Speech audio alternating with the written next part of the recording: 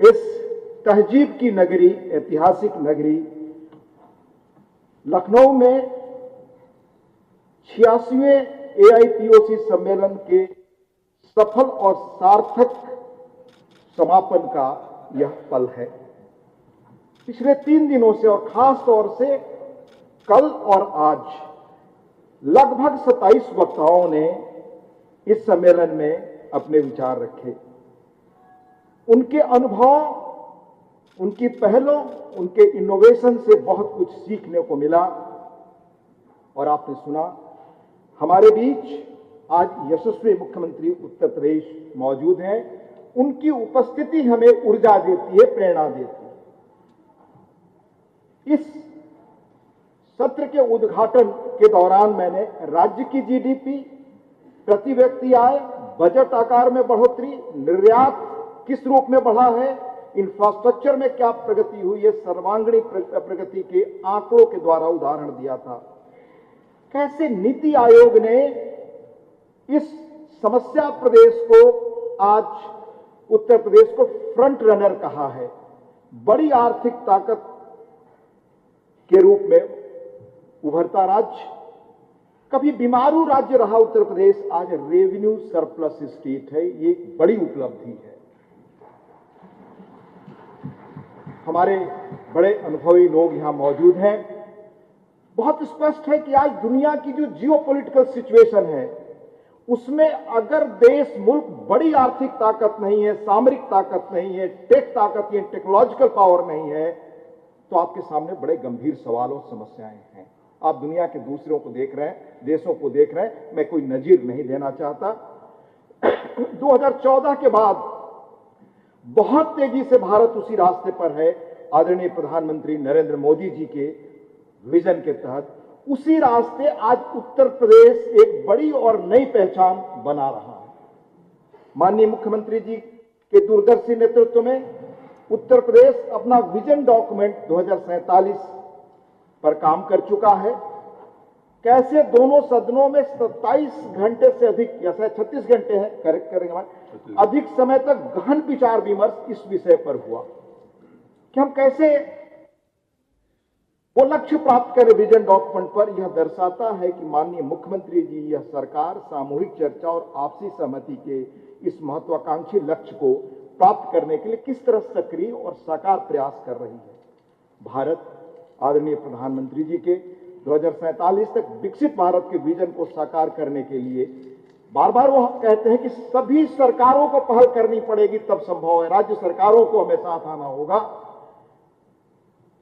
हर राज्य सरकार इसमें अपने ढंग से काम कर रही है, पर उत्तर प्रदेश ने अपने कैसे स्पष्ट भावी रूपरेखा तैयार की है और माननीय मुख्यमंत्री जी के कुशल नेतृत्व में उत्तर प्रदेश इस दिशा में कैसे योगदान दे रहा है। मैं 2-3 चीज जो आंकड़े देखा, 2017 से 25 के बीच प्लान्ड और टारगेटेड एफर्ट से 6 करोड़ लोग यहां गरीबी रेखा से ऊपर आए हैं। सरकार का लक्ष्य 2030 तक राज्य को 1 ट्रिलियन इकोनॉमी बनाने, अगले 5 साल में ग्रोथ रेट 20% करने, 2047 तक 6 ट्रिलियन बनाने का है। इसके अलावा स्टेट का देश के GDP में शेयर 9.5% से बढ़ाकर 16% करने का है। आप कल्पना करें, उस रास्ते पर तेजी से बढ़े तो भारत की आर्थिक ताकत क्या होगी और भारत किस रूप में विकसित नजर आएगा। इस तरह माननीय मुख्यमंत्री जी का विजन विकसित भारत, विकसित उत्तर प्रदेश, आत्मनिर्भर भारत, आत्मनिर्भर उत्तर प्रदेश का है। पिछले 8 वर्षों में राज्य में मेडिकल कॉलेजों की संख्या दोगुनी हुई। राष्ट्रीय सकल घरेलू उत्पाद यानी GDP में उत्तर प्रदेश का योगदान 8 से बढ़कर लगभग 9.5% हुआ। पिछले वर्ष दुनिया के एक मशहूर अर्थशास्त्री से, जिन्होंने भारत के राज्यों के विकास पर बहुत चर्चित किताब लिखी, वो अमेरिका में है, भारत मूल के हैं। हमारी निजी चर्चा हो रही थी, इसलिए मैं उनका नाम का उल्लेख नहीं कर रहा। उन्होंने उत्तर प्रदेश के बारे में कहा, उनकी बड़ी चर्चित किताब आई है, राज्यों का कैसे ग्रोथ हो रहा है। उन्होंने कहा कि उत्तर प्रदेश की शिक्षा, कानून व्यवस्था जैसे जमीनी सुधारों का क्या हमारे आर्थिक उस पर असर पड़ा है, और खासतौर से शिक्षा के परिवर्तन का उन्होंने उल्लेख किया। उसकी पहचान मेरे जैसा सामान्य आदमी इस राज्य के अंतिम हिस्से में, जो बिहार में लगभग पड़ता है, उस गांव में, अंतिम गांव उसे कह सकते हैं, जिसे गांधी जी ने कहा था अंतिम इंसान समाज का वो मापदंड होता है। उस स्कूल में जो शिक्षक चयनित होकर के आए, अनेक दशकों के बाद उनकी प्रतिभा और समाज के सबसे कमजोर तबके से युवा शिक्षक, वह इस बात की परिपुष्टि करता है जो शास्त्री ने कहा। यह सच है कि निजी निवेश में वृद्धि, स्थिर कारोबारी वातावरण, दीर्घकाल में अधिक निवेश और रोजगार हित सृजन को संभव बनाते हैं। जैसे जैसे राज्य और देश का विकास होता है, व्यवसायिक गतिविधियों के साथ कई और सूचकांकों में वृद्धि दिखाई देती है। जो उत्तर प्रदेश में, हमें एक सिर्फ इंडिकेटर की बात बताऊं, 2016-17 में यहां अधिकतम बिजली की मांग 16,000 मेगावाट थी, आज यह बढ़कर 33,000 मेगावाट हो गई है।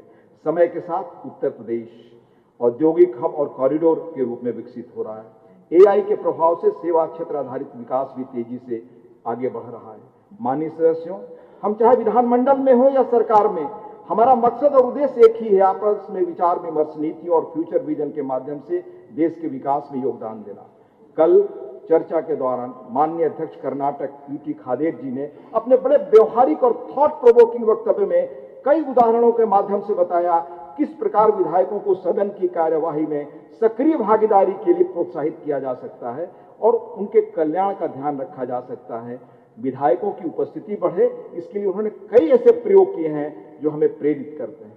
माननीय अध्यक्ष मध्य प्रदेश आदरणीय नरेंद्र सिंह तोमर जी ने विधानमंडल को एक परिवार के रूप में देखने और सभी हितधारकों द्वारा सामूहिक विकास पर विचार करने की आवश्यकता पर बल दिया।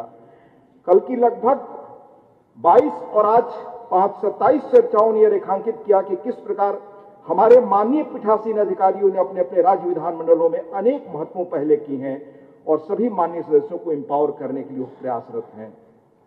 माननीय अध्यक्ष राजस्थान श्री द्वैनानी जी ने सोशल ऑडिट जैसे महत्वपूर्ण शब्द का प्रयोग करते हुए बताया कि यूट्यूब और सोशल मीडिया के माध्यम से विधानमंडलों के कामों को आम जनता तक कैसे पहुंचाया जाए।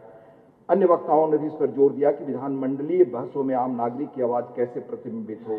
दिल्ली और महाराष्ट्र के माननीय अध्यक्षों ने भी सदन की उत्पादकता और कार्यकुशलता बढ़ाने के अपने प्रयासों के बारे में बहुत उपयोगी जानकारियां दी। जम्मू कश्मीर, पंजाब, महाराष्ट्र के माननीय अध्यक्षों ने हमारी लोकतांत्रिक परंपराओं की गहरी जड़ों और क्या हम कर सकते हैं इस पर प्रकाश डाला। हरियाणा के माननीय अध्यक्ष ने पिछले एक वर्ष में विभिन्न सम्मेलनों के आयोजन के माध्यम से शहरी स्थानीय निकायों के नेताओं को साथ लेने को उल्लेखनीय प्रयास किए। यह भी बताया कि विधानसभाएं किस तरह युवाओं से संवाद स्थापित कर सकती हैं।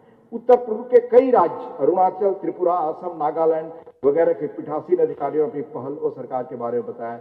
मैं आदरणीय अध्यक्ष जी के आदेशानुसार कोशिश करता हूं हर वक्ता को सुनूं, जिस तरह से किस तरह समृद्ध हो हमारी विधायिका, इसके लिए उनका जो प्रयास है वह रिफ्लेक्ट करता है। सर, मैं आपको ये बताना चाहूंगा, आप दिखाई देता है कई पीठासीन अधिकारियों ने बेहतर लेजिस्लेटिव ड्राफ्टिंग के लिए प्रशिक्षण पाठ्यक्रमों की आवश्यकता पर बल दिया। यह विषय हमारे पहले के सम्मेलनों में भी उठता रहा है। यह देखकर प्रसन्नता होती है कि आदरणीय लोकसभा अध्यक्ष ओम बिरला जी की जो दृष्टि थी कि कैसे ये कॉन्फ्रेंसेज उपयोगी हो और वो दिखाई देता है, इसके लिए इन्हें बहुत बहुत धन्यवाद और आभार। माननीय अध्यक्ष महाना जी, मैंने उद्घाटन में भी उनके कामों का ब्यौरा दिया था, लेकिन आधुनिकता को परंपरागत मूल्यों और प्रथाओं के साथ संतुलन कैसे बने, ये लगभग अद्भुत और बेहतर प्रयास इन्होंने जो किया, उसके लिए हम सब की ओर से इन्हें बहुत धन्यवाद। लगभग एक दशक पहले हमें इस विधानसभा को देखने का अवसर मिला था। सोमवार को उद्घाटन सत्र के लिए जब हम यहाँ आए, इस भवन की गरिमा और ऐतिहासिक भव्यता महसूस हुई।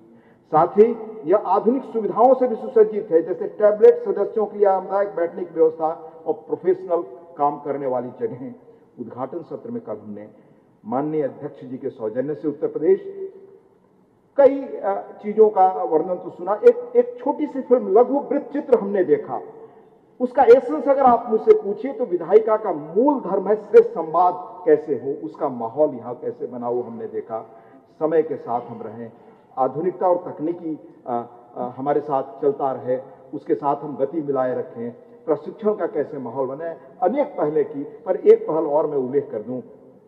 कल वीडियो में हमने देखा कार्य संचालन नियमों में सुधार, सदन में अवधी, भोजपुरी, बुंदेली और ब्रज जैसी बोलियों को समवर्ती अनुवाद के साथ बोलने की अनुमति तथा हर सदस्य से माननीय अध्यक्ष जी का व्यक्तिगत संवाद। इन सभी प्रयासों ने विधायकों की सदन में कार्यवाही में भागीदारी को प्रोत्साहित किया है। जैसा कि आप में से कई लोगों ने कल उल्लेख किया, महाना जी ने अन्य राज्य के अध्यक्षों को हर संभव सहयोग देकर उन्हें भी प्रेरित किया है। माननीय अध्यक्ष महाना जी, माननीय मुख्यमंत्री आदरणीय योगी आदित्यनाथ जी और माननीय विधान परिषद सभापति कुंवर मानवेंद्र सिंह जी, इस बहुत उत्कृष्ट आयोजन और हमारे प्रवास के दौरान मिली गर्मजोशी भरी आतिथ्य के लिए आप सभी का पुनः हृदय से धन्यवाद, आभार। कोई शिकायत है ही नहीं किसी को, हम सब श्रेष्ठता के स्वर आप तक पहुंचाना चाहते हैं। आदरणीय ओम बिरला जी का भी आभार, जिनके निरंतर सक्रियता और रुचि ने वर्ष भर हमारे विधायी संवादों को जीवंत बनाए रखा। और मैंने उद्घाटन सत्र में इसका उल्लेख किया था। उत्तर प्रदेश विधानसभा सचिवालय, उत्तर प्रदेश सरकार, लोकसभा के सभी अधिकारियों जिन्होंने अथक परिश्रम से इस आयोजन को सफल बनाया।